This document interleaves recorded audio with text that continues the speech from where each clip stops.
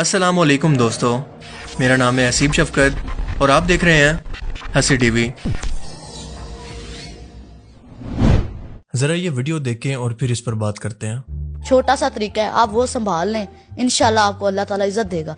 एक तो मेहनत से डांस करना, ये नहीं कहना यार डांस ना करो जल्दी जल्दी पैसा पकड़ लूं, ये नहीं करना, ठीक है। दिल लगा के करना। हाँ, यहाँ 50 वाला बैठा है, यहाँ 1000 वाला बैठा है, वहाँ 5000 वाला, सबसे पहले आप 50 वाले के पास जाए। कौन सा ऐसा स्टेप है जो करते हुए शर्म आती है लेकिन करना पड़ता है? मुझे किसी स्टेप में शर्म नहीं आती। 10 लाख से ऊपर है कोई डांसर? हाँ जी, महक मलिक है। महक मलिक है, माशाल्लाह माशाल्लाह। वो हफ्ते का 29, 30, 38, 40 लाख लेती है से ड्रामे का। माशाल्लाह। क्या बोला तूने? माशाल्लाह। पागल है क्या साली? बिस्तर से गिर गई थी क्या बचपन में? माशाल्लाह तो ऐसे बोल रही हैं जैसे मोहतरमा तबलीगी जमात का हिस्सा है। माशाल्लाह। मतलब जिस्म दिखाकर ठुमके लगाना, बेहयाई फैलाना, इसके अंदर माशाल्लाह वाला कौन सा काम है? और बीबी इस काम पर माशाल्लाह नहीं कहते बल्कि अस्तगफिरुल्लाह पढ़ते हैं।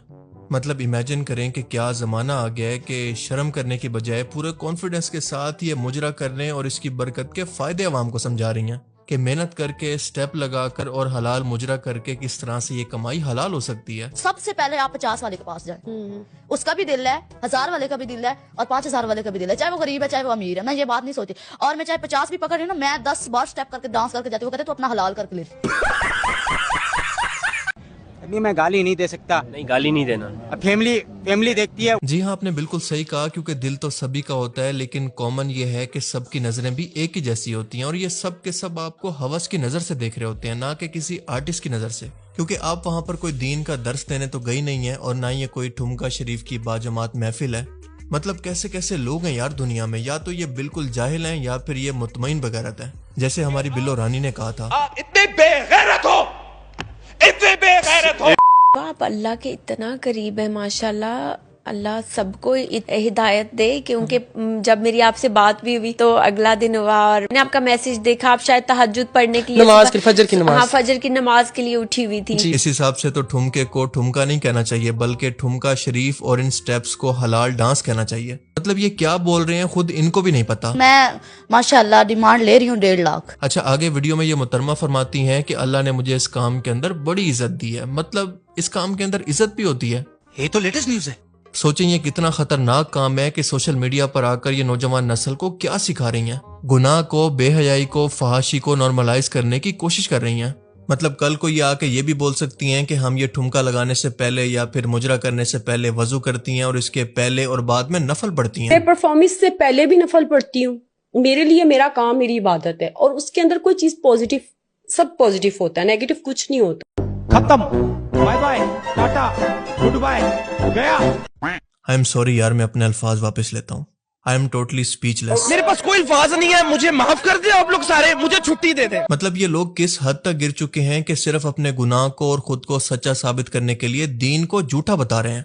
और अभी तो रुको, क्लाइमैक्स अभी बाकी है। और अभी तो ये भी कुछ नहीं है, क्योंकि ये बीबी फरमाते हैं कि मैंने डांसर होने के बावजूद भी कभी तहज्जुद और कभी नमाज नहीं छोड़ी। देखा, आप शायद तहज्जुद पढ़ने के लिए फजर की नमाज। हाँ, फजर की नमाज के लिए उठी हुई थी। माशाल्लाह, वाह जी वाह, सुभान अल्लाह। अब आप खुद सोचें कि इस बात पे माशाल्लाह कहा जाए या फिर अस्तगफिरुल्लाह पढ़ा जाए।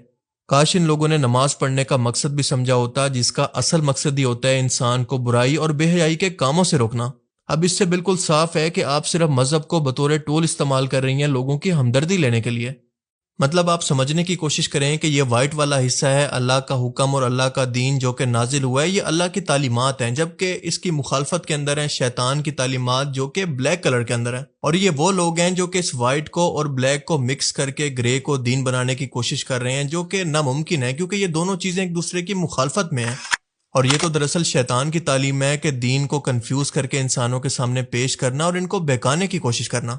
और आजकल तो इनको देखकर वो शैतान खुद भी कंफ्यूज है कि इन लोगों को शाबाश देनी है या फिर इनसे कोचिंग लेनी है कि नौजवान नस्ल को गुमराह कैसे करना है। आगे चलकर ये मुहतरमा कहती हैं कि मैं अपने शौहर के साथ बहुत ही लॉयल हूँ और वो मेरे इस काम के अंदर मेरी बहुत सपोर्ट करते हैं। आप जरा सोचें कि एक ऐसा मर्द जो कि अपनी बीवी को गैर मर्दों के सामने फैश डांस करने की इजाजत दे, वो या तो इसकी कमाई खाने वाला लालची हो सकता है या फिर जो आप समझ रहे हैं वो हो सकता है। اور یہ بالکل obvious سی بات ہے کہ اس طرح کے مرد اس طرح کی عورتوں کے ساتھ تبھی تک ہوتے ہیں جب تک کہ یہ ان کو کما کر دے رہی ہوتی ہیں، ورنہ کوئی بھی غیرت مند مرد یہ کبھی برداشت نہیں کرتا۔ یہ محترمہ جو کام کر رہی ہیں وہ اس کو کہتی ہیں کہ یہ ٹیلنٹ ہے اور ہم لوگ آرٹسٹ ہیں اور لوگوں کے سامنے پرفارم کرتے ہیں، لیکن سوال یہ ہے کہ ولگر کپڑے پہن کر ولگر قسم کے سٹیپس لگا کر غیر مردوں کے سامنے ناچنا، ان کی شہوت کو جگانا، یہ کون سی آرٹ ہے؟ اس کو آرٹ نہیں بلکہ بے شرمی، بے غیرتی اور وہ کچھ کہتے ہیں جو کہ میں یہاں پر بول نہیں سکتا۔